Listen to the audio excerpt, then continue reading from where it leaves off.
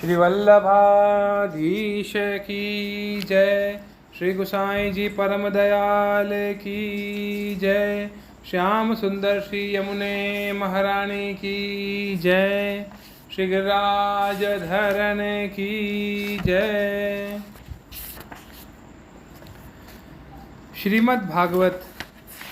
तृतीय स्कंध चल रहा है और आज हम पढ़ेंगे 27वां अध्याय।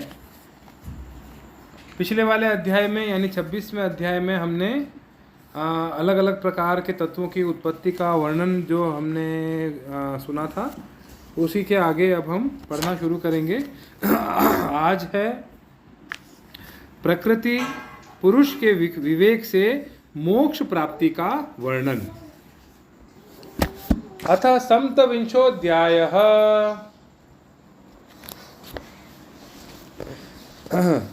श्री भगवान कहते हैं,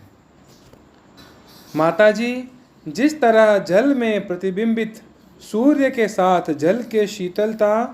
चंचलता आदि गुणों का संबंध नहीं होता, उसी प्रकार प्रकृति के कार्य शरीर में स्थित रहने पर भी आत्मा वास्तव में उसके सुख दुखादि धर्मों से लिप्त नहीं होता, क्योंकि वह स्वभाव से निर्विकार, अकर्ता और निर्गुण है। किंतु जब वही प्राकृत गुणों से अपना संबंध स्थापित कर लेता है, तब अहंकार से मोहित होकर मैं करता हूँ ऐसा मानने लगता है।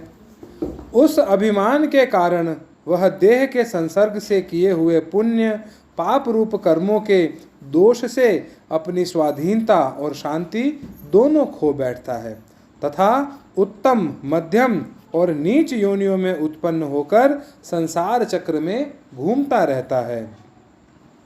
जिस प्रकार स्वप्न में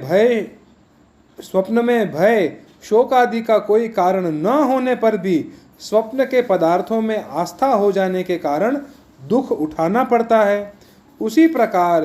भय, शोक, अहम, मम एवं जन्म मरण आदि रूप संसार की कोई सत्ता न होने पर भी अविद्यावश विषयों का चिंतन करते रहने से जीव का संसार चक्र कभी निवृत्त नहीं होता। इसलिए बुद्धिमान मनुष्य को उचित है कि असन्मार्ग में फंसे हुए चित्त को तीव्र भक्ति योग और वैराग्य के द्वारा धीरे धीरे अपने वश में कर ले। यम आदि योग साधनों के द्वारा श्रद्धा पूर्वक अभ्यास चित्त को वारंवार एकाग्र करते हुए मुझ में सच्चा भाव रखने, मेरी कथा श्रवण करने, समस्त प्राणियों में समभाव रखने, किसी से बैर न करने, आसक्ति के त्याग, ब्रह्मचर्य, मौन व्रत और बलिष्ठ स्वधर्म से जिसे ऐसी स्थिति प्राप्त हो गई है कि प्रारब्ध के अनुसार जो कुछ मिल जाता है उसी में संतुष्ट रहता है, परिमित भोजन करता है, सदा एकांत में रहता है, शांत स्वभाव है, सबका मित्र है, दयालु और धैर्यवान है, प्रकृति और पुरुष के वास्तविक स्वरूप के अनुभव से प्राप्त हुए तत्व ज्ञान के कारण स्त्री पुत्र आदि संबंधियों के सहित इस देह में मैं और मेरे पने का मिथ्या अभिनिवेश नहीं करता, बुद्धि की जागृत आदि अवस्थाओं से भी अलग हो गया है तथा परमात्मा के सिवा और कोई वस्तु नहीं देखता। वह आत्मदर्शी मुनि नेत्रों से सूर्य को देखने की भांति अपने शुद्ध अंतःकरण द्वारा परमात्मा का साक्षात्कार कर उस अद्वितीय ब्रह्म पद को प्राप्त हो जाता है, जो देह आदि संपूर्ण उपाधियों से अलग, अहंकार आदि मिथ्या वस्तुओं में सत्य रूप से भासने वाला, जगत कारण भूता, प्रकृति का अधिष्ठान, महद आदि कार्य वर्ग का प्रकाशक और कार्य कारण रूप संपूर्ण पदार्थों में व्याप्त है। जिस प्रकार जल में पड़ा हुआ सूर्य का प्रतिबिंब दीवार पर पड़े हुए अपने आभास के संबंध से देखा जाता है और जल में दिखने वाले प्रतिबिंब से आकाश स्थित सूर्य का ज्ञान होता है, उसी प्रकार वैकारिक आदि भेद से तीन प्रकार का अहंकार, देह, इंद्रिय और मन में स्थित अपने प्रतिबिंबों से लक्षित होता है और फिर सत परमात्मा के प्रतिबिंब युक्त उस अहंकार के द्वारा सत्य ज्ञान स्वरूप परमात्मा का दर्शन होता है, जो सुषुप्ति के समय निद्रा आदि से शब्दादि भूत सूक्ष्म इंद्रिय और मन बुद्धि आदि के अव्याकृत में लीन हो जाने पर स्वयं जागता रहता है और सर्वथा अहंकार शून्य है। जागृत अवस्था में यह आत्मा भूत सूक्ष्मादि दृश्य वर्ग के दृष्टा रूपा में स्पष्टतया अनुभव में आता है, किंतु सुषुप्ति के समय अपने उपाधिभूत अहंकार का नाश होने से वह भ्रमवश अपने को ही नष्ट हुआ मान लेता है। और जिस प्रकार धन का नाश हो जाने पर मनुष्य अपने को भी नष्ट हुआ मानकर अत्यंत व्याकुल हो जाता है, उसी प्रकार वह भी अत्यंत विवश होकर नष्टव्रत हो जाता है। माताजी, इन सब बातों का मनन करके विवेकी पुरुष अपने आत्मा का अनुभव कर लेता है, जो अहंकार के सहित संपूर्ण तत्वों का अधिष्ठान और प्रकाशक है। देवहूति ने पूछा, प्रभु, पुरुष और प्रकृति दोनों ही नित्य और एक दूसरे के आश्रय से रहने वाले हैं, इसीलिए प्रकृति तो पुरुष को कभी छोड़ ही नहीं सकती। ब्रह्मन, जिस प्रकार गंध और पृथ्वी तथा रस और जल की पृथक स्थिति नहीं हो सकती, उसी प्रकार पुरुष और प्रकृति की भी एक दूसरे को छोड़कर नहीं रह सकते।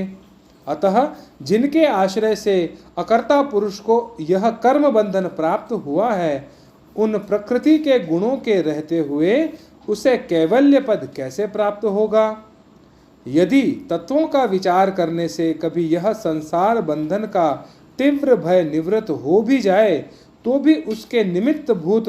प्राकृत गुणों का अभाव न होने से वह भय फिर उपस्थित हो सकता है। श्री भगवान ने कहा, माताजी, जिस प्रकार अग्नि का उत्पत्ति स्थान अरणि अपने से ही उत्पन्न अग्नि से जलकर भस्म हो जाती है, उसी प्रकार निष्काम भाव से किए हुए स्वधर्म पालन द्वारा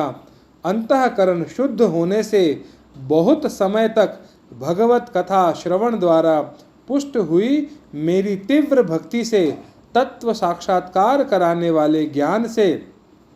प्रबल वैराग्य से, व्रत नियम आदि के सहित किए हुए ध्यान अभ्यास से और चित्त की प्रगाढ़ एकाग्रता से पुरुष की प्रकृति दिन रात क्षीण होती हुई धीरे धीरे लीन हो जाती है। फिर नित्य प्रति दोष दिखने से भोग कर त्यागी हुई वह प्रकृति अपने स्वरूप में स्थित और स्वतंत्र हुए उस पुरुष का कुछ भी नहीं बिगाड़ सकती।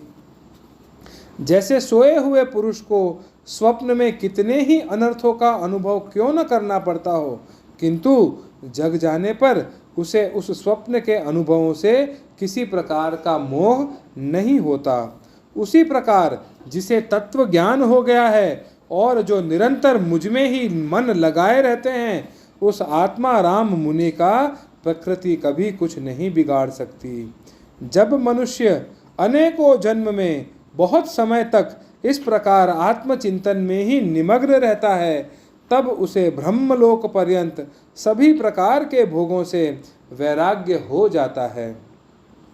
मेरा वह धैर्यवान भक्त मेरी ही महती कृपा से तत्व ज्ञान प्राप्त करके आत्म अनुभव के द्वारा सारे संशयों से मुक्त हो जाता है और फिर लिंग देह का नाश होने पर एकमात्र मेरे ही आश्रित अपने स्वरूप भूत कैवल्य संज्ञक मंगलमय पद को सहज में ही प्राप्त कर लेता है, जहाँ पहुँचने पर योगी फिर लौट नहीं आता। माताजी, यदि योगी का चित्त योग साधना से बढ़ी हुई मायामयी अणिमादि सिद्धियों में, जिनकी प्राप्ति का योग के सिवा दूसरा कोई साधन नहीं है, नहीं फंसता, तो उसे मेरा वह अविनाशी परम पद प्राप्त होता है, जहाँ मृत्यु की कुछ भी दाल नहीं गल सकती। इति श्रीमद्भागवते महापुराणे पारमहंस्यां संहितायां तृतीय स्कंधे कापिलेयोपाख्याने सप्तविंशोऽध्यायः। अगले अध्याय में यानी 28वें अध्याय में हम पढ़ेंगे अष्टांग योग की विधि। श्री वल्लभाधीश की जय। श्री गोसाई जी परम दयाल की जय।